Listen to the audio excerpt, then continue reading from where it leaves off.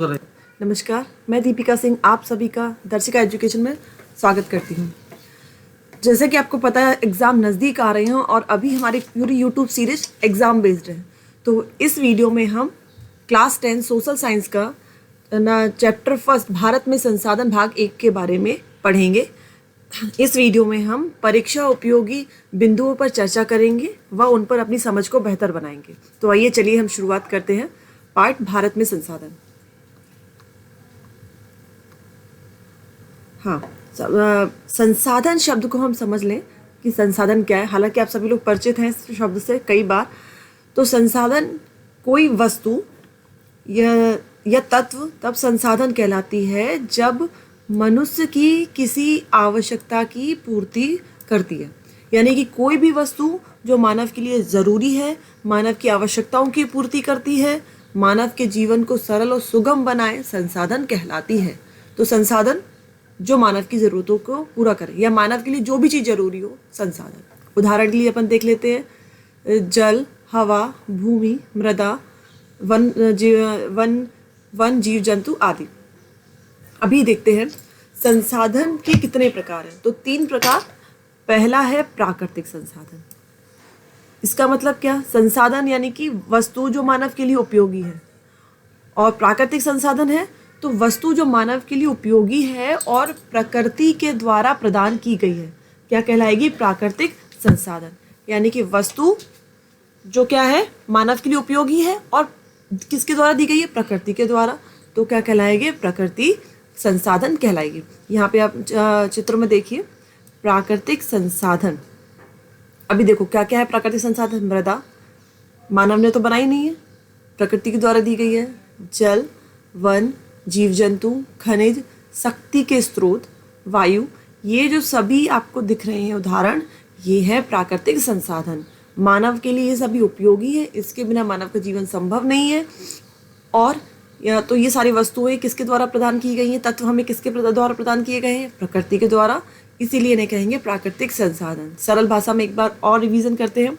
वे सभी वस्तुएं जो मानव के लिए उपयोगी हैं और प्रकृति के द्वारा दी गई हैं, प्राकृतिक संसाधन।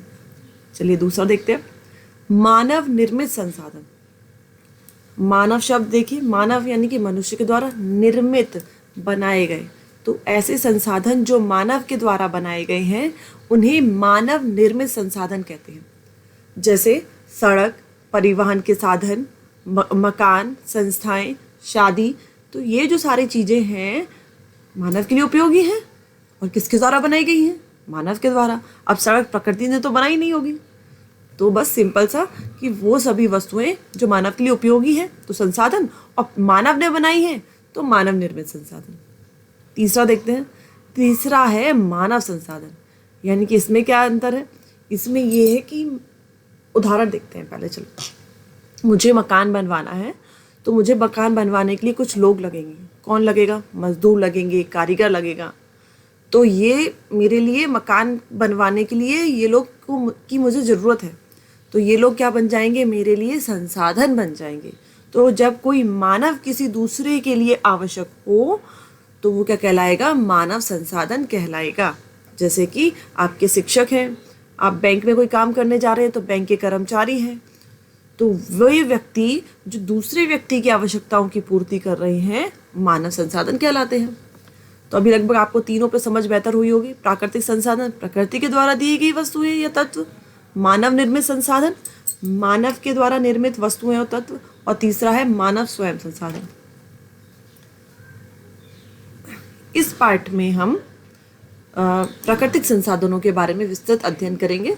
तो चलिए आइए हम देखते हैं प्राकृतिक संसाधनों में से पहला हमारा क्या है? मृदा।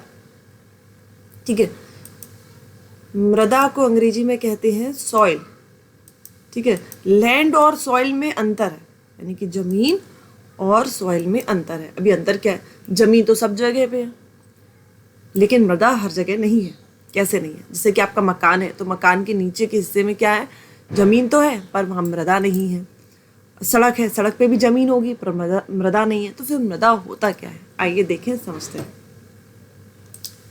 देखिए ये आपको दिख रहा है ना, ये चित्र मृदा परिच्छेदिका, इसको समझते हैं। ये अगर हम जमीन को ऊपर से नीचे तक काटते हैं, जैसे कुआं काट खोदते हैं ना, इस तरह से अपन काटेंगे तो हम देखेंगे कि जमीन को जब हम खोद रहे हैं तो हर जगह एक सी नहीं है। ऊपर की जो परत है, जब हमने ऊपर की खुदाई की तो वहाँ पे बारीक और भुरभुरी मिट्टी थी, जिसमें आपके क्या लगे थे, सारे पेड़ पौधे लगे हुए हैं। ठीक है, तो पेड़ पौधे सारे आपके यहाँ लगे हुए हैं। तो ये जो ऊपर की आपको डार्क कलर की पतली सी परत दिख रही है, इतनी सी, ये जो दिख रही है ना, इसी को हम कहते हैं मृदा। अभी मृदा क्या होती है वो देखते हैं यहाँ पे। तो ये जो भूपर्पटी है, इसकी सबसे ऊपरी परत, और ऊपरी परत में क्या, पेड़ पौधे उत्पन्न करने की क्षमता होती है, इसे हम मृदा कहते हैं। तो भूपर्पटी की सबसे ऊपरी परत, जिसमें पेड़ पौधे पैदा करने की क्षमता होती है, जिसमें उर्वरा शक्ति होती है, उसे हम सॉइल कहते हैं। ठीक, अभी यहाँ पे देखो आप, ये ऊपरी मृदा लिखी ना, ऊपरी परत में पेड़ पौधे लगे हुए हैं और इसमें ह्यूमस भी है। ह्यूमस क्या है अगली स्लाइड में हम देखेंगे। अभी यहाँ पे समझते हैं कि मृदा क्या है। तो भूपर्पटी की सबसे ऊपरी परत, जिसमें पेड़ पौधे पैदा करने की क्षमता होती है, उर्वरा शक्ति होती है, उसे हम मृदा कहते हैं। पेपर में प्रश्न कैसे आता है, 2 नंबर में प्रश्न आएगा, मृदा किसे कहते हैं। तो भूपर्पटी की सबसे ऊपरी परत, जिसमें हमें पेड़ पौधे उत्पन्न करने की क्षमता होती है, उसे हम मृदा कहते हैं। और इसमें आगे आप जोड़ सकते हो, इसमें ह्यूमस या जीवाश्म पाए जाते हैं। आगे देखो, अगला प्रश्न इससे बनता है कि मृदा का निर्माण कैसे होता है।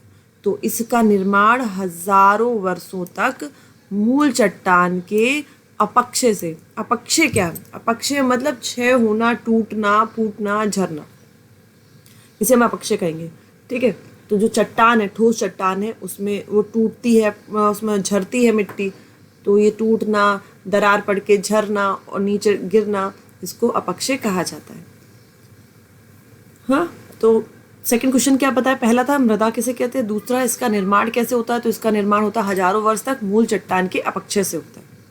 इसमें तीसरा क्वेश्चन क्या बनता है, तीसरा क्वेश्चन आपका बनता है मृदा का मानव जीवन में महत्व। ये 3 नंबर में क्वेश्चन आता है कि मृदा का मानव जीवन में महत्व क्या है, उपयोग क्या है। तो हमको इतना बड़ा क्वेश्चन में हम सिर्फ पॉइंट याद कर लेंगे, आवास, कपड़ा, भोजन और उद्योग। ऐसे कर सकते हो ना, रोटी, कपड़ा और मकान, और फिर भैया उसके बाद काम। दिमाग में याद रखिएगा, मृदा का उपयोग क्या है, रोटी, कपड़ा और मकान। तो रोटी भोजन में चला जाएगा आपका। अब भोजन में क्या, तो अपन लिख सकते हैं मृदा का मानव जीवन में बहुत महत्व है। मृदा के बगैर मानव एवं अन्य जीव जंतुओं के जीवन की कल्पना नहीं की जा सकती। प्रत्येक जीव जंतु को एवं मानव को अपना भोजन प्रत्यक्ष अप्रत्यक्ष रूप से मृदा से प्राप्त होता है। जैसे कि आप अगर नॉन वेजिटेरियन हो, शाकाहारी हो, तो आप क्या खाते होगे, सब्जी, फल और गेहूँ, चावल, दालें। तो ये आपको कहाँ लगते हैं, मृदा में ही लगते हैं। ठीक है, दूसरा है अगर आप नॉन वेजिटेरियन हो तो आप मुर्गी, मछली, अंडे खाते हो, तो ये भी आपको कहाँ से मिलेंगे, मृदा से ही मिलेंगे, क्योंकि आप वो जीवन तू भी तो वहीं पलते हैं, उनको भी तो भोजन वहीं से मिलता है। सेकंड है मैंने कहा रोटी, कपड़ा और मकान। तो कपड़ा वाला आप देखो, कपड़ा है, आप कुछ भी कपड़े पहनते हो, आप कॉटन के कपड़े पहनते हो, रेशम के पहनते हो, ऊनी पहनते हो, तो ये भी डायरेक्टली इनडायरेक्टली आपको कहाँ से मिल रहे हैं, मृदा से मिल रहे हैं। क्योंकि आप सूती पहन रहे हो तो उसका कपास है, तो उसके अब कहाँ लग रहा है, वो मृदा में लग रहा है। रेशम के कीड़े भी है, तो वो कहाँ हो रहे हैं, मृदा में हो रहे हैं। तो आपको मृदा के उपयोग यानी कि महत्व को याद रखने के लिए ऐसे याद रखना, रोटी, कपड़ा और मकान। तो और ये मकान है आवास, आवास यानी कि मकान। तो ये भी हर जीव का, कोई भी हो, आसमान में तो कोई नहीं रहता ना कि बीच में लटका हुआ और रह रहा हो, सो रहा हो, कोई भी हो, उसका जो मकान है, उसका जो घर है, चाहे वो महल हो, झोपड़ी हो, या फिर छोटे छोटे जीव हैं जो मिट्टी के अंदर घर बना के रहते हैं, वो हो, सभी का मकान, सभी का आवास मृदा में होता है। और लास्ट वन है उद्योग। तो कोई भी आप कपड़ा उद्योग है, चीनी उद्योग और कृषि उत्पाद से जुड़े हुए सारे उद्योग हैं, और बाकी उद्योगों के लिए भी बेस भी आपको कहाँ से मिलता है, मृदा से मिलता है। तो मृदा के जो महत्व है, आपके यहाँ से क्वेश्चन तैयार होगा, 3 नंबर में आता है। इस पार्ट से एक 2 नंबर का प्रश्न आएगा। देखो, एक तो ओटी आएगी 1 नंबर की, एक 2 नंबर का प्रश्न आएगा, एक 3 नंबर का प्रश्न आएगा, और एक आएगा आपका 4 नंबर का प्रश्न। ठीक है, एक ओटी आ जाएगी, एक 2 नंबर का प्रश्न आएगा, एक 3 नंबर का और एक 4 नंबर का। तो 3 नंबर के प्रश्न में आपका ये आ सकता है। नेक्स्ट है 2 नंबर के क्वेश्चन के लिए मृदा का क्षय, अंग्रेजी में डेप्लेशन किसे कहते हैं। तो क्षय मतलब होता है ह्रास होना, किसी चीज़ का नष्ट होना। तो मृदा का क्षय का मतलब ये है कि मृदा की उर्वरा शक्ति में कमी, मृदा में जो पेड़ पौधे पैदा करने की क्षमता होती है उसमें कमी होना, मृदा का क्षय। अब आप कहोगे ये क्या? तो जैसे कि आपके खेत है, अगर आपकी खेत की मृदा में क्षय हो जाएगा, वो ह्रास होगा, उसमें डेप्लेशन होगा, तो फिर आपके खेत में जो फसल होती है वो अच्छी नहीं होगी। इसीलिए एक बहुत बड़ी समस्या है मृदा का क्षय। याद रखिए, क्षय मतलब होता है उर्वरा शक्ति का नष्ट होना, उर्वरा शक्ति की में कमी आना। अगला इंपॉर्टेंट क्वेश्चन आपका 2 नंबर में आता है, मृदा अपरदन किसे कहते हैं, या इरोजन, सॉइल इरोजन किसे कहते हैं। तो सिंपल, ये जो ऊपरी परत आपको दिख रही है यही हट जाए तो मृदा ही नहीं रहेगी, फिर तो ये ठोस बचेगी ना, कंकड़ी पथलीली मिट्टी, इसमें पेड़ पौधे लगेंगे ही नहीं। तो मृदा का मेन काम सबसे, अब समझ लो, पेड़ पौधे जिसमें लगे, ठीक है। अब ऊपरी परत हट गई, मृदा की ऊपरी परत का हटना अपरदन। देखो यहाँ पे लिखा है पर मतलब परत, परत का हटना, आ लग गया तो हटना, अपरदन, तो दिमाग में रखिएगा। अपरदन मतलब ऊपरी परत का हटना। अब हटी कैसे, ये भी क्वेश्चन में आता है भैया ऊपरी परत कैसे हटी। तो ऊपरी परत कैसे हटेगी, वायु चल रही है, बहती हुई वायु, जल, हवा के द्वारा मृदा की ऊपरी परत का हटना मृदा अपरदन कहलाता है, ठीक है। तो अभी अपन ने कौन कौन से क्वेश्चन देखे, एक तो ये था मृदा किसे कहते हैं, दूसरा मृदा का निर्माण कैसे होता है, फिर मृदा का उपयोग क्या है, तो हमने देखा रोटी कपड़ा मकान और भैया काम, 4 चीज़ें याद रखना, ठीक है। फिर मृदा का क्षय देखा हमने, डेप्लेशन क्या होता है, मिट्टी की उर्वरा शक्ति में कमी, मिट्टी के में पेड़ पौधे पैदा करने की क्षमता में कमी आ जाती है, तो फिर जब मिट्टी बेकार हो जाएगी, जब फसल ही पैदा नहीं हो उसमें अच्छे से। अपरदन मतलब ऊपरी परत का हटना। अभी संरक्षण क्या है, इस शब्द को समझ लो, ये बार बार आपके पास आएगा।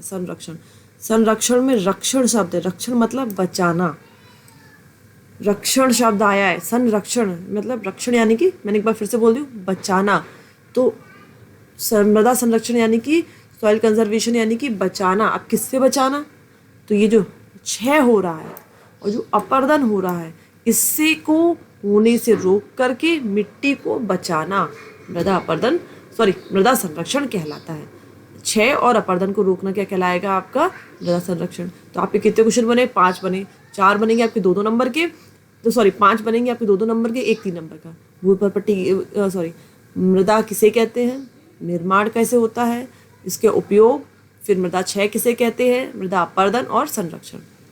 चलिए आइए अगले टॉपिक को हम देखते हैं। 1 मिनट दीजिए मुझे, ये हाँ, अगली स्लाइड पे चलते हैं। मृदा के प्रकार, ये एक और क्वेश्चन बनता है मृदा से कि मृदा के कितने प्रकार हैं। तो मृदा के 6 प्रकार हैं, हम लोग देखेंगे, जल्दी जल्दी से समझेंगे। पहला है जलोढ़ मिट्टी, दूसरा है काली मिट्टी, तीसरा लाल मिट्टी, चौथा लेटराइट मिट्टी, और 5वां मरुस्थलीय मिट्टी, और लास्ट है पहाड़ी मिट्टी। अब अपन नीचे से समझते हैं।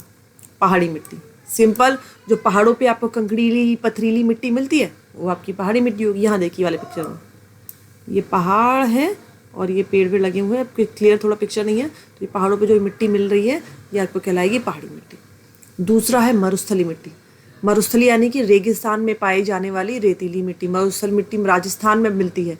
राजस्थान में हमारे यहाँ क्या है, थार का डेजर्ट है।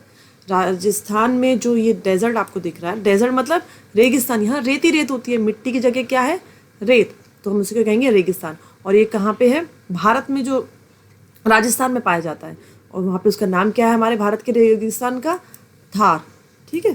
तो ये जो रेतीली मिट्टी है आपकी क्या कहलाएगी, ये वाली, ये आपकी कहलाएगी मरुस्थलीय मिट्टी या रेतीली मिट्टी, ठीक है।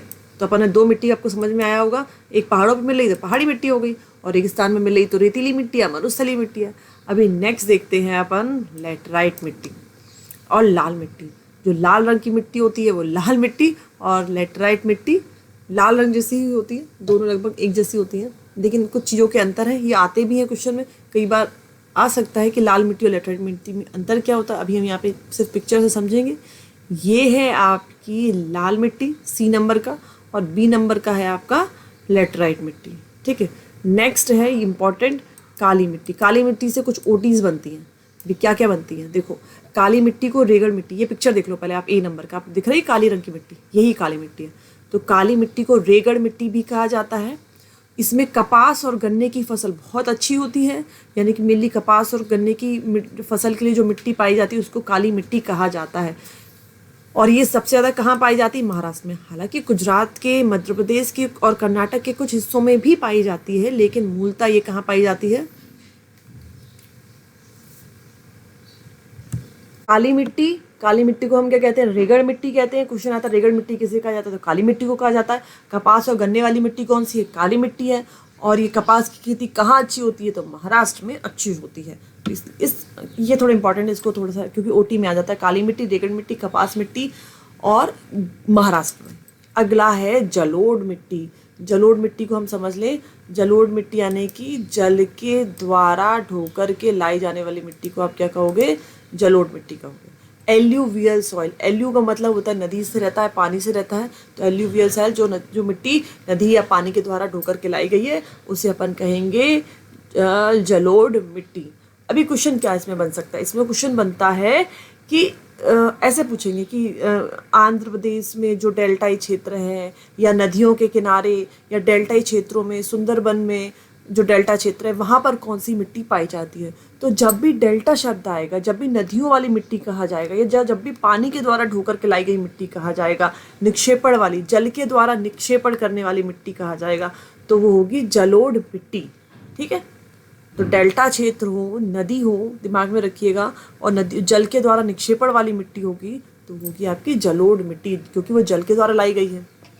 अब इसका एक और क्वेश्चन बनता है कि एल्यूवियल सॉइल को या जलोढ़ मिट्टी को लोकल लैंग्वेज में क्या क्या कहा जाता है? इसके दूसरे नाम क्या है? तो इसके दूसरे नाम है दोमट, दोमट, कछारी और चीका। ठीक है, तो क्या क्या नाम है एक बार फिर से दोहरा लीजिए? दोमट, दोमट, कछारी और चीका। काली मिट्टी को रेगड़ मिट्टी, कपास गन्ने वाली मिट्टी, लाल मिट्टी। चलिए नेक्स्ट देखते हैं। नेक्स्ट टॉपिक अपना क्या है? नेक्स्ट है, हाँ मैंने आपको बोला था मैं ह्यूमस के बारे में बताऊंगी, यानी कि जीवाश्म। अब यहाँ पे पिक्चर कहाँ है? कहाँ गया? ये कर सकते, यहाँ देखिए, आपको दिख रहा है पत्ते वत्ते दिख रहे होंगे, घास पत्ते सब दिख रहे होंगे, मिट्टी दिख रही होगी, और उसमें छोटे मोटे कीड़े भी आपको यहाँ दिख रहे होंगे, बाकी जो भी जीव जंतु होंगे। तो ह्यूमस का मतलब यही है कि जो पेड़ पौधे हैं, जीव जंतु हैं, उनके सड़े गले अवशेष, यानी कि पेड़ पौधे पत्तियाँ टूट जाती हैं, जानवर मर जाते हैं, जो भी उनके जो सड़ गल जाते हैं, उनके जो अवशेष बचते हैं उनको हम ह्यूमस कहते हैं। हिंदी भाषा में साफ लिखे, जीव के अवशेष, जीवाश्म, जीवों के अवशेष को क्या कहते हैं? जीवाश्म, ह्यूमस। ये हमारी मृदा के लिए बहुत ज़रूरी है, क्योंकि इससे मृदा में जो पोषक तत्वों की कमी होती है उनकी पूर्ति हो जाती है। ठीक है, तो आगे देखेंगे। आप लोग भी देखते होंगे कि अपन गोबर वाली खाद बनाते हैं, उसमें सारे पेड़ पौधे भी डाल देते हैं, जानवरों के गोबर वगैरह डालते हैं, फिर उसको डालते हैं, वो बहुत अच्छी होती है। अच्छा, यहाँ पे एक शब्द आया है, तो गोबर वाली खाद जो गांव में आप बनाते हो उसको खाद कहते हैं, और जो मार्केट में जो बोरी में आप वाइट वाइट यूरिया है, डीएपी डालते हैं, इनको उर्वरक बोलते हैं। शब्दों का विशेष ध्यान रखें। उर्वरक जो केमिकल वाले होते हैं और खाद जो गांव में अपन बनाते हैं। ठीक है, नेक्स्ट देखते हैं। नेक्स्ट टॉपिक है जल। अभी भारत अपने यहाँ पे जल संसाधन के स्रोत, यानी कि स्रोत मतलब होता है सोर्स, किसके? Water resource. संसाधन को अंग्रेजी में रिसोर्स कहते हैं, तो वाटर रिसोर्स के सोर्स क्या है? तो चलिए, हमको पानी 4 जगह से मिलता है। पहला है पृष्ठीय जल। पृष्ठीय जल मतलब जमीन के ऊपर, पन्ने के ऊपर, यानी कि जमीन के ऊपर, धरातल के ऊपर, सरफेस वाटर। ये देखो, आपको एक पिक्चर दिख रहा है यहाँ पे, ये वाला, इसमें आप देख रहे हैं जमीन के ऊपर नदी बह रही है, झरना यहाँ गिर रहा है, तो इसको हम कहते हैं पृष्ठीय जल। पृष्ठीय जल वो जल जो जमीन के ऊपर पाया जाता है, और इसके उदाहरण होंगे आपके नदी, तालाब, झीलें। ठीक है, जमीन के ऊपर वाला पानी, surface water. Second one is है भौम जल, भूमि के अंदर पाए जाने वाला जल, जमीन के अंदर जो जल मिल रहा है आपको और उसको आप निकाल करके उपयोग कर रहे हैं, तो अंडरग्राउंड वाटर, भौम जल। अभी भौम जल कैसे मिलता है आपको? देखो, यहाँ पे कुआं है, कुआं खोद करके जमीन में हमने जमीन का अंदर का पानी निकाला, ट्यूबवेल लगा करके पानी निकालते हैं, हेडपम्प लगा करके पानी निकालते हैं, तो ये हो जाएंगे आपके अंडरग्राउंड सोर्सेज या भौम जल के स्रोत। इसमें क्वेश्चन बनता है कि भौम जल किसे कहते हैं और भौम जल पाने के क्या क्या स्रोत हैं? तो जमीन के अंदर पाए जाने वाले जल को भौम जल कहा जाता है, और इसके प्राप्त करने के स्रोत क्या है? कुआं, हेडपम्प, ट्यूबवेल। नेक्स्ट है एटमॉस्फेरिक यानी कि वायुमंडलीय जल। तो आपको नेक्स्ट पिक्चर दिख रहा होगा, ये बादल वाला। तो जो आसमान से अपन को पानी मिलता है, जैसे कि क्या, हाँ, बारिश, ओले, बर्फबारी के द्वारा हमको जो जल मिलता है उसको हम कहते हैं वायुमंडलीय जल। ये वाष्प के रूप में उपलब्ध है, जो भाप उड़ती है वो भी है बादलों के रूप में। नेक्स्ट देखते हैं महासागरीय जल। ये जो आपको नेक्स्ट स्लाइड पिक्चर में दिख रहा है महासागर, ये चौथा है जहाँ से हमको जल मिलता है। इसमें मानव सबसे ज़्यादा क्या उपयोग करता है, मछली पकड़ने का और परिवहन का। हालांकि इसके अप्रत्यक्ष बहुत सारे उपयोग हैं, लेकिन प्रत्यक्ष रूप से मानव मछली और परिवहन के रूप में इसका इस्तेमाल करता है। तो 4 हैं, याद कर लीजिए, पृष्ठीय यानी कि जमीन के ऊपर का, भौम जमीन के अंदर का, वायुमंडल आसमान का, और महासागरीय मतलब सागरों का। और इनके स्रोत भी आपने देख ही लिए होंगे। हाँ, क्या क्या है पृष्ठीय जल के स्रोत, एक बार बताइए क्या क्या है, सोचिए। हाँ सही है, नदी, तालाब, झीलें। भौम जल के स्रोत क्या हो जाएंगे, भौम जल के आपके हो जाएंगे कुआं, हैंडपंप, ट्यूबवेल। वायुमंडलीय जो आसमान से मिलता है जल, खास करके जल वाष्प के विभिन्न रूपों में मिलता है। और महासागर यानी कि जो महासागरों में, ये जो महासागरों में मिलता है। नेक्स्ट स्लाइड देखते हैं। अभी क्या है, वर्षा जल का संरक्षण क्यों ज़रूरी है, यानी कि जल का संरक्षण क्यों ज़रूरी है, कारण देखते हैं।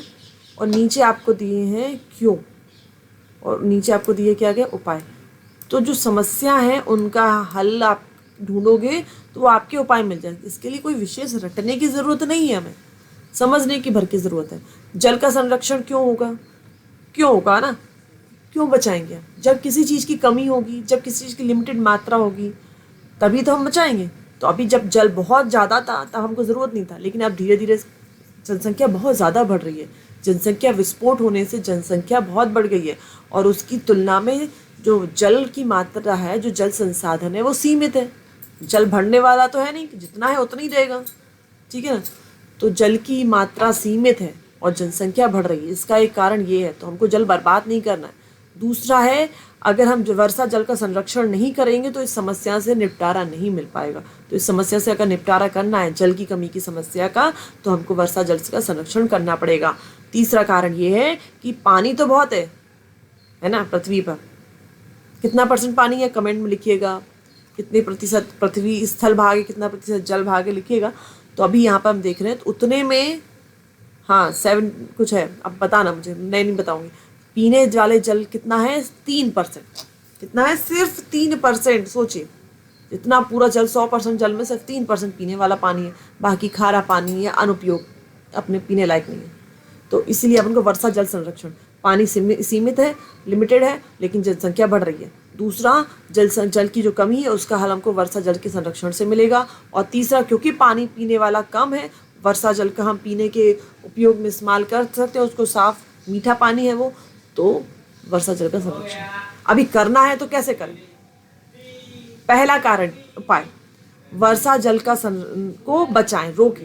पहला क्या होगा उपाय, क्या भैया, जो जल है उसको रोक लें, उसको बहने से रोकें। अपवाह मतलब उसको बहने से रोकना, ठीक है। जल संग्रहण को मतलब जल को इकट्ठा करके रखें और उसको बहने से रोकें, ठीक है। इकट्ठा कैसे करें, देखो आपको ये रेन वाटर हार्वेस्टिंग का पिक्चर बना है। ये छत है, यहाँ पे अपन क्या करें, एक नाली बना लें, इसमें से पाइप कनेक्ट करके, जमीन के अंदर टैंक बनाया है, इसको कनेक्ट करके तो सारा पानी आकर के छत पे, जिनकी बड़ी छत पे एक से एक कनेक्ट होकर सारा इस छत पे पानी आए, और फिर इस पाइप के थ्रू इस टैंक में पानी चला जाएगा, यहाँ पे फिल्टर होकर के ये हैंडपम्प के थ्रू इसको हम दोबारा यूज़ कर सकते हैं। बहुत सारी चीज़ों में आप यूज़ कर सकते हैं, बहुत साफ़ पानी रहता है, थोड़ा फिल्ट्रेशन होकर के बिल्कुल पीने लायक हो जाता है।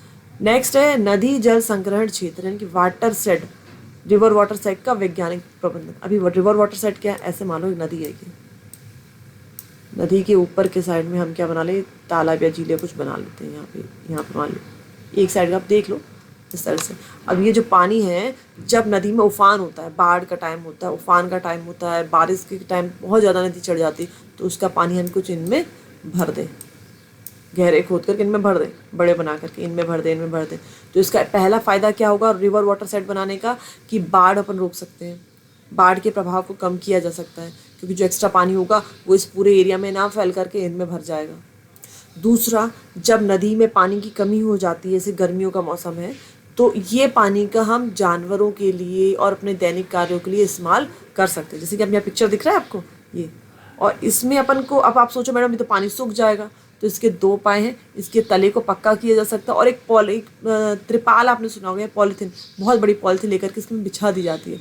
अगला कभी आपका होगा तो मैं इसके बारे में आपको बताऊंगी कि रिवर वाटर शेड कैसे बनाते हैं या फिर रेन वाटर हार्वेस्टिंग कैसे की जाती है। तो चलिए आइए अपन आगे देखते हैं। वर्षा के जल को बचाना इस तरह से और उसको बहने से रोकें। दूसरा, नदी जल संग्रहण क्षेत्र का वैज्ञानिक प्रबंधन। और तीसरा, भैया पानी तो है, कर भी लिया अपन ने, भर लिया अपन ने, तालाब में भर लिया पानी, झील में भर लिया पानी, रिवर वाटर हार्वेस्टिंग, लेकिन अगर गंदा हो जाए तो क्या मतलब है? तो हमको उसको प्रदूषण से भी बचाना है। जल को क्या करना है? तो पहला 3 पॉइंट कारण देखो क्यों। जल की सीमित मात्रा है। दूसरा, जल की समस्या का हल अपन को वर्षा जल के संरक्षण से मिलेगा। और पीने लायक पानी भी 3%, तो हमको वर्षा जल बचाना है। अभी उपाय क्या है? भैया पानी को रोको, पानी को इकट्ठा करके रखें और बर्बाद ना होने दें। दूसरा, रिवर वाटर शेड बनाएं।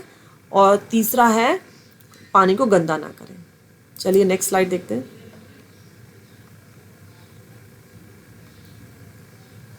नेक्स्ट टॉपिक है अपना वनों का महत्व। ये भी हमारा एक प्राकृतिक संसाधन है। अभी अपन ने कौन सा देखा? मृदा देखा, जल देखा। नेक्स्ट है वनों का महत्व। तो इसको देखने से पहले हम समझ लेते हैं कि किसी भी क्षेत्र में कितना % वृक्षारोपण होना चाहिए। तो 33.3 के लगभग आपका वृक्ष होने चाहिए। लेकिन भारत में कितने हैं अभी? सिर्फ कितने क्षेत्रफल पे? 20.64। सिर्फ 20.64, बस 20। कितना है? बस 20 है। अगर आपको ओटी में आ जाता है तो याद रखिए, जंगल कितने बजे? सब खत्म हो गए, बस 20 बजे। ठीक है, 20%। अभी अगला टॉपिक है वनों का महत्व क्या है। या क्वेश्चन ऐसे आते हैं, भारतीय अर्थव्यवस्था में वनों का महत्व क्या है, या वनों का महत्व क्या है, या प्रत्यक्ष लाभ क्या है, या अप्रत्यक्ष लाभ क्या है। तो कन्फ्यूज मत होना। अगर आपसे पूछेंगे अर्थव्यवस्था का महत्व, तो भी आपको प्रत्यक्ष अप्रत्यक्ष लाभ लिखने हैं। और महत्व सीधे पूछे तो, डायरेक्ट पूछे तो वनों के 2 लाभ, एक तो प्रत्यक्ष यानी जो आपको सामने दिखाई दे रहे हैं, क्योंकि ये लाभ है। दूसरा अप्रत्यक्ष, जो हमको दिखाई नहीं दे पर फिर भी उसके फायदे हैं। नेक्स्ट देखते हैं प्रत्यक्ष लाभ क्या है वनों के। लकड़ी की प्राप्ति, ठीक है, कई प्रकार की लकड़ी की प्राप्ति होती है। सेकंड टॉपिक है सहायक उपज, जैसे कि ना आपको औषधियाँ मिलती हैं, लाख मिलती हैं, जलाने की लकड़ी मिल जाएगी, और भी बहुत सारी चीज़ें, जैसे कि कैथ है, कत्था है, बहुत सारी चीज़ें हमको किससे मिलती हैं?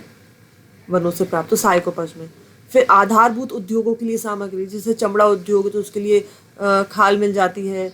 और दवाई औषधि यानी कि दवाइयों का उद्योग है, तो औषधियों के लिए बहुत सारी चीज़ें मिल जाती हैं। नेक्स्ट है लाख उद्योग के लिए लाख मिलती है।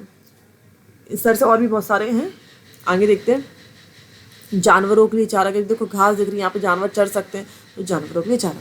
तो लकड़ी, सहायक उपज, आधारभूत उद्योग और जानवरों के लिए चारा का। नेक्स्ट देखेंगे अप्रत्यक्ष लाभ, जो है तो पर हमको दिखाई नहीं दे रहे डायरेक्टली। तो पहला है क्या है? मिट्टी के कटाव में कमी। अब ये जो पेड़ खड़े हों इतने सारे मात्रा में, तो अगर पानी हवा है वो उसका नीचे इतना प्रभाव नहीं होगा। दूसरा, मिट्टी का कटाव कम होगा इसके कारण। नेक्स्ट है बाढ़ नियंत्रण में सहायक। उसके बाद है रेगिस्तान के प्रसार पर रोक। अब जब पेड़ हैं तो रेगिस्तान का प्रसार कम होगा। फिर इसके बाद है वर्षा में सहायक। पेड़ पौधे वर्षा में सहायक होते हैं। और ऑक्सीजन की मात्रा पर प्रभाव क्या है कि पेड़ ही तो हमको ऑक्सीजन देते, जितनी ज़्यादा ऑक्सीजन पेड़ होंगे उतनी ज़्यादा हमको ऑक्सीजन प्राप्त होगी। पेड़ नहीं होंगे, इंसान ज़्यादा होंगे, तो कार्बन डाइऑक्साइड निकलेगी। सूखने वाले पेड़ ही नहीं होंगे जो कार्बन डाइऑक्साइड को ऑक्सीजन में बदल सकें। तो अप्रत्यक्ष लाभ में मिट्टी के कटाव में कमी, बाढ़ नियंत्रण में सहायक, रेगिस्तान के प्रसार पर रोक, वर्षा में सहायक और ऑक्सीजन की मात्रा पे प्रभाव। नेक्स्ट देखिए। अब ये हमने देखा कि भैया जंगल से हमें बहुत सारे लाभ हैं, लेकिन हो क्या रहा है? आदमी इन लाभों के चक्कर में अंधाधुंध पेड़ों की कटाई कर रहा है, जंगलों का विनाश होता जा रहा है, जंगलों को काटता जा रहा है। आप ही हो गई ना कि जितना मिल रहा है उससे ज़्यादा मिले, तो हम एक पेड़ से हमारा पेड़ नहीं, हम पूरा जंगल काट करके पैसे कमाने चाहते हैं। लेकिन इसके बहुत भयानक और दुष्परिणाम है। मानव जीवन का अस्तित्व ही खतरे में पड़ जाएगा अगर पेड़ की कमी हो जाएगी तो। ठीक है, ये इतना इम्पॉर्टेंट है कि इसके बगैर किसी का भी जीवन की कल्पना नहीं। तो सरकार इसके लिए बहुत सारे प्रयास कर रही है, अलग अलग तरीके से अलग अलग प्रयास कर रही है। तो इसमें से कुछ जो महत्वपूर्ण हमारे पेपर के लिए उपयोगी हैं हम उन पर नज़र डालते हैं। तो सरकार के क्वेश्चन भी सीधे सीधे बनता है, सरकार के द्वारा किए जा रहे वन संरक्षणों के प्रयासों के बारे में बताइए। तो यहाँ देखिए, तो पहला है नवीन वन नीति। सरकार ने नई वन नीति निकाली 7 दिसंबर 1988 को। 7 दिसंबर 1988 को नई नीति आई है 7 दिसंबर को। ठीक है, इसके उद्देश्य क्या है? पर्यावरण में स्थिरता लाना, यानी कि पेड़ पौधों की मात्रा बनी रहे, जितनी है उतनी तो रहे कि जनसंख्या के अनुपात में पेड़ पौधे हों। तो पर्यावरण में स्थिरता लाना, पर्यावरण के प्रदूषण को कम करके पर्यावरण को स्थिर बनाए रखना। दूसरा, जीव जंतु और वनस्पतियों का संरक्षण, यानी कि जानवरों का और पेड़ पौधों का रक्षा करना। और इसके साथ साथ में लोगों की बुनियादी ज़रूरतें भी पूरी हो सकें, इसका भी विशेष ध्यान रखना। ऐसा नहीं कि बिल्कुल बैन कर दिया हो, भैया आप कुछ नहीं कर सकते हो, ना पेड़ों को छू सकते हो। तो वो ज़रूरी है इंसान के लिए कुछ कामों के लिए, जैसे कि आपको मकान बनाना है, आपको फर्नीचर बनाना है, दवाइयों का उद्योग है, तो आपको पेड़ पौधों वनस्पतियों की ज़रूरत पड़ती है। तो भैया इनका रक्षा भी चले और आपके काम भी बने रहे। तो ये हो गया आपका नवीन वन नीति, पर्यावरण में स्थिरता, जानवरों और पेड़ पौधे की रक्षा और लोगों की ज़रूरत पूरी करना। सेकंड टॉपिक है आपका केंद्रीय वन आयोग 1965। याद रख लीजिए, ओटी में आता है। केंद्रीय वन आयोग की स्थापना कब हुई है? केंद्रीय वन आयोग की स्थापना 1965 में हुई है। 1965 में कब हुई है? 1965। तो वन आयोग 1965। इसका काम क्या है? ये वनों के बारे में आंकड़े एकत्रित करेगा, वनों की मात्रा कितनी है, कितने कम हो रहे हैं, किस प्रकार के हैं। दूसरा, इसकी तकनीकी सूचना प्रसारित करेगा कि क्या स्थिति है, कहाँ पे पेड़ कम है, कहाँ पे क्या कितने लगाने हैं, जानवरों की क्या स्थिति है, और बाजार का अध्ययन। तो ये मेन काम है आपके केंद्रीय वन आयोग के 1965 के। नेक्स्ट देखते हैं वन संरक्षण अधिनियम। वन संरक्षण अधिनियम कब आया है? 1980 में आया है। वन मतलब जंगलों की रक्षा करने का जो कानून है वो 1980 में आया है। आप इसे ऐसे याद रख लेंगे कि पहले क्या हो रहा था, लोग पेड़ों को काटे जा रहे थे, जंगलों को काटे जा रहे थे, जंगल बड़े दुखी थे। फिर जब ये कानून आया तो पेड़ खुश हो गए, उन्होंने गाना गाया। कौन सा? आया आया हमको बचाने वाला आया, और सन 80 में आया। तो आया कब आया? सन 80 में आया। तो पेड़ पूछते हैं दूसरे से, बोलो बोलो कब आया? तो सन 80 में आया। तो याद रखिए, वन संरक्षण अधिनियम कब आया? सन 80 में आया। ठीक है, नेक्स्ट देखेंगे वन महोत्सव। वन महोत्सव 1950 में तत्कालीन कृषि मंत्री के.एम. मुंशी जी के द्वारा शुरू किया गया था। इन्होंने अधिक वृक्ष लगाओ को आंदोलन चलाया, और ये हर साल क्या 1 से 7 जुलाई के बीच में मनाया जाता है। हर साल, इस साल भी 1 से 7 जुलाई के बीच में वन महोत्सव आएगा। आप सब लोग मनाइएगा और अधिक से अधिक मात्रा में वृक्षारोपण कीजिएगा। वृक्ष नहीं होंगे तो हमारा जीवन मुश्किल हो जाएगा। आप देख रहे हैं कितनी गर्मी बढ़ती जा रही है और कितनी सारी बीमारियां और प्रदूषण फैल रहा है। अगर हमारे वन होंगे तो जो हमारा क्या है, क्या कहेंगे उसको, अपना जलवायु, अपनी जो मौसम है वो हमारे अनुकूल रहेगा, ना ज़्यादा गर्मी ना ज़्यादा सर्दी। लेकिन गर्मी बढ़ रही है, वृक्षारोपण अभी भी हमारे पास समय नहीं। आप लोग की उम्र तक जब आप बड़े होंगे तब तक हालत बहुत ख़राब हो जाएंगे। तो ऐसी स्थिति ना बने, हम अभी भी काबू पा सकते हैं। अधिक से अधिक वृक्ष लगाइए, चाहे विज्ञान हो चाहे सामाजिक विज्ञान किताब, उसमें पहला चैप्टर ही आपका डाला जाता है और समझाया जाता है कि भैया वृक्षारोपण बहुत ज़रूरी है। अगला टॉपिक हम देखेंगे हमारा है, पहला क्या? वन संरक्षण अधिनियम 80, वन महोत्सव 1950। नेक्स्ट है सामाजिकी वानिकी। ये वानिकी होगी, तो वानिकी नहीं, ये वानिकी है। ठीक है, समाज की वानिकी योजना के 3 पॉइंट में बताऊंगी। एक तो इसमें पहला है वृक्षारोपण, दूसरा है समाज को साथ में लेकर के वृक्षारोपण, पहला ही है समाज को साथ में लेकर के वृक्षारोपण। अभी इसमें वित्तीय सहायता यानी कि पैसे वाली मदद किसने की है? विश्व बैंक ने। किसने की है? विश्व बैंक ने। और ये क्या करना है इसमें? सड़क के, रेल लाइन के, खेत और नदियों के किनारे क्या किया जाएगा? वृक्षारोपण। किनारे किनारे पे, सड़कों के, रेल लाइन के, खेत के और नदियों के किनारे वृक्षारोपण, समाज की वन की योजना। अब याद रखना, इसमें अपन भूलते बस इतना है कि किसने मदद की। तो याद रखना, वा से वानिकी और वा से विश्व बैंक, क्योंकि दो संस्थानों ने भारत की इन 2 अलग अलग योजनाओं में मदद की है। क्योंकि अभी यहाँ देखो, नेक्स्ट क्या है? वन अग्नि नियंत्रण परियोजना, वनों में लगने वाली आग को कंट्रोल करने का प्रोजेक्ट। क्या होता है, जंगलों में ये सबसे बड़ी जो समस्या है वो जंगल में लगने वाली आग है। बहुत सारी समस्या हो सकती है, लेकिन ये जो समस्या है जंगलों में लगने वाली आग सबसे बड़ी समस्या है, क्योंकि एक बार में आग बहुत बड़े स्तर पर जंगलों का विनाश कर सकती है। तो इस समस्या के निपटारे के लिए सरकार ने वन अग्नि को कंट्रोल करने के लिए, नियंत्रित करने के लिए योजना बनाई, और इसमें हमको वित्तीय सहायता दे रहा है UNDP,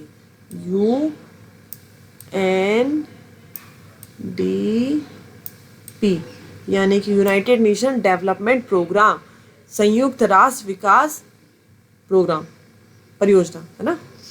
अभी याद कैसे रखेंगे, यही कन्फ्यूज़न होती है कि समाज की वानिकी की यूएनडीपी ने की है कि वन अग्नि की यूएनडीपी ने की है। तो बहुत सिंपल, वा से वानिकी, वा से विश्व बैंक। देखो यहाँ पे वानिकी है, वा से, और वा से विश्व बैंक। और ये अग्नि नियंत्रण परियोजना के लिए यूएनडीपी कैसे याद रखोगे, ये देखो जंगल में आग लगती है तो सायरन बजता है, P P P P P करके सायरन बजता है। कैसे बजा हो रहा है, यू जंगलों में आग लगती है तो सायरन बजता, पी पी पी पी। तो उसके लिए कौन सी परियोजना चलाई, यूएनडीपी। याद रखिएगा, पी का सायरन कब बजे, जब आग लगेगी। तो कौन आया, पी बचाने आया, यानी कि यूएनडीपी बचाने आया। और इसके लिए सरकार ने प्रोजेक्ट डाले कहाँ पे, चंद्रपुर महाराष्ट्र। ये बहुत आता है कि चंद्रपुर बना वन अग्नि नियंत्रण परियोजना कहाँ है, तो चंद्रपुर में। और चंद्रपुर कहाँ है, ये महाराष्ट्र में आपका। और दूसरी है हल्द्वानी नैनीताल, उत्तराखंड के हल्द्वानी नैनीताल में। तो अभी एक बार रिवीजन कर लीजिएगा। वन संरक्षण अधिनियम आया सन 80 में आया। फिर वन महोत्सव 1950 के मुंशी के द्वारा 1 से 7 जुलाई हर साल मनाया जाता है। इस साल आप लोग मनाएंगे सबके सब। फिर समाज की वन की योजना, वानिकी से विश्व बैंक हो जाएगा। पेड़ों से, सड़कों के, खेतों के, रेल लाइन के किनारे वृक्षारोपण करना है। अब वन अग्नि नियंत्रण परियोजना, जंगल की आग को रोकने के लिए परियोजना यूएनडीपी के सहयोग से, पीपीपीपी यूएनडीपी के सहयोग से चंद्रपुर महाराष्ट्र और हल्द्वानी में। नेक्स्ट देखेंगे टॉपिक। अभी क्या, जंगलों के साथ साथ जंगलों के जानवरों का भी विनाश हो रहा है। लोग, जो मनुष्य है वो अति महत्वाकांक्षी है, और उस महत्वाकांक्षा के चक्कर में, उस लोभ के चक्कर में, लालच के चक्कर में उसने वनों के जानवरों को भी नहीं छोड़ा। अभी क्यों नहीं छोड़ा, क्या होता है कि जानवरों से हमको हाथी मिलती है, हाथी के दांत मिलते हैं, खाल मिलती है हमें, उनके सींग, ये मार्केट में बहुत महंगे महंगे बिकते हैं अनेक कार्यों के लिए। तो पैसे कमाने के लालच में जानवरों को इंसानों ने बहुत बुरी तरह से मारना शुरू कर दिया है, और स्थिति इतनी विकराल हो गई है कि बहुत से जानवर लुप्त होने की कगार में हैं, और कुछ तो लुप्त हो ही चुके हैं। तो आज बहुत ज़रूरी है कि हम जंगलों के साथ साथ अपने जानवरों को भी बचाएं।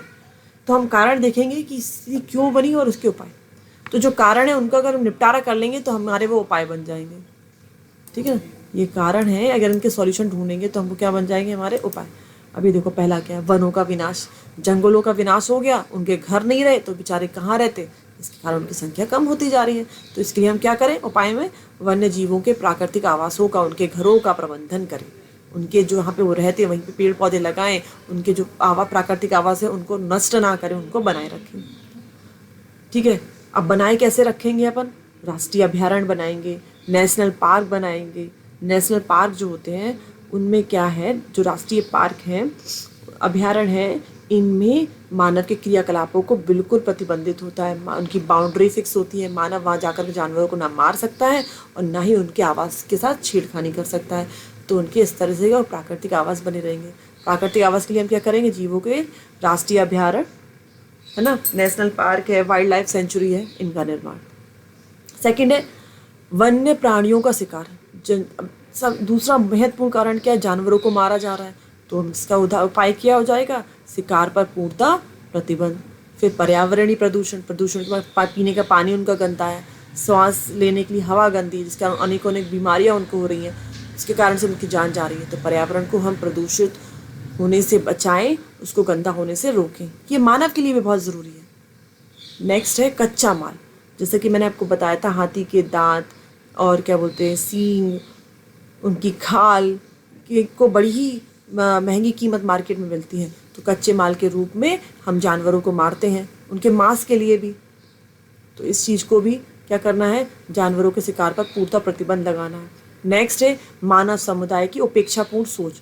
मानव को अरे ठीक है जानवर है, मर जाने दो, क्या होता है, अरे एक मर गया तो क्या हुआ, तो हम सोच ही नहीं रहे, या फिर उस बारे में सोचते ही नहीं है कि जानवरों को बचाना है, नहीं बचाना है क्या।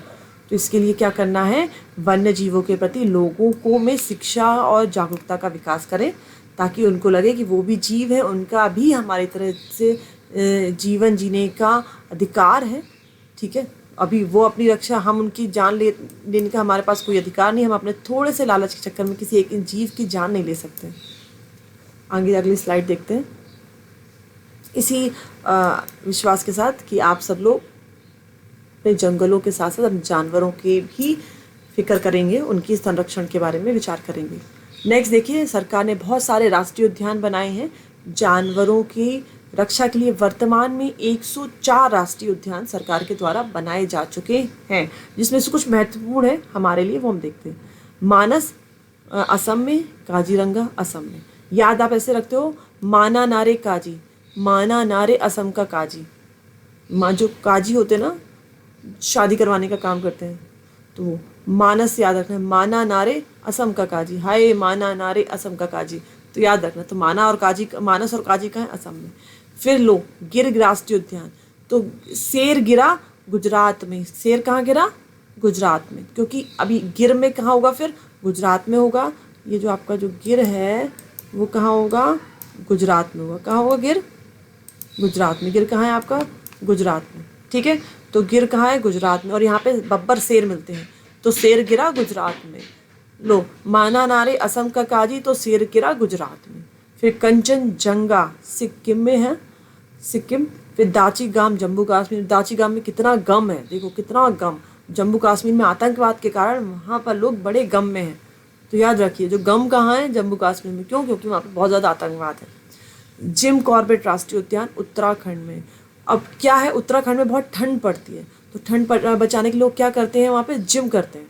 तो जिम कॉर्बेट कहाँ है? उत्तराखंड में। ये क्वेश्चन ये इस तरह से भी आता है, जिम कॉर्बेट करके भी आता है, कभी कभी सिर्फ कॉर्बेट राष्ट्रीय उद्यान करके भी आता है, तो वो एक ही है। जिम कॉर्बेट या कॉर्बेट करके आए तो दोनों ही उत्तराखंड में होंगे, वो एक ही बात है। और हाँ, एक चीज़ और इसको याद रखेंगे, अपनी इंडिया का पहला राष्ट्रीय उद्यान है, 1936 में बना था, और तब उसका नाम हेली था। वर्तमान में इसका नाम जिम कॉर्बेट है। नेक्स्ट है पेरियार, केरल में। पेरियार हाथियों के संरक्षण के लिए राष्ट्रीय उद्यान है, हाथियों का यहाँ पे संरक्षण किया जाता है। तो पेरियार केरियार याद रखिए, पेरियार केरियार, पेरियार केरियार। पेरियार मतलब पेरियार कहाँ है? केरियार में। केरियार मतलब केरल में, ठीक है। माना नारे असम का काजी, शेर गिरा गुजरात में। और फिर गम कहाँ? जम्मू कश्मीर। जिम कॉर्बेट ठंड के कारण लोग जिम कर रहे हैं उत्तराखंड में। पेरियार केरियार केरल में। इसमें एक मेरा छूट गया है, केवलादेव केवलादेव घाना पक्षी विहार। तो ये घाना पक्षी विहार करके भी आता है, केवलादेव घाना पक्षी विहार करके भी आता है, और ये भरतपुर राजस्थान में। धन्यवाद आप सभी का इतना समय देने के लिए। मैं उम्मीद करती हूँ कि आपकी परीक्षाओं के लिए उपयोगी साबित होगा। ये अगले वीडियोस में मैं आपको इसके ओटी और इसके जो इम्पोर्टेंट क्वेश्चन है उनके बारे में बताऊंगी, और नेक्स्ट वीडियो स्लाइड में कोशिश करूंगी कि इन राष्ट्रीय उद्यान का आपके मैप पे लोकेशन बताऊं कि ये जो मैप में इनकी क्या स्थिति है। बहुत बहुत धन्यवाद। एग्ज़ाम नज़दीक है, तैयारी करते रहिए, अभ्यास करते रहिए। जो भी कमियां और जो भी आपको सुझाव हैं अपने कमेंट बॉक्स में ज़रूर दीजिए, ये आगे के वीडियो में मेरे लिए बहुत सहायक उपयोगी होंगे। लाइक शेयर सब्सक्राइब कीजिए। धन्यवाद।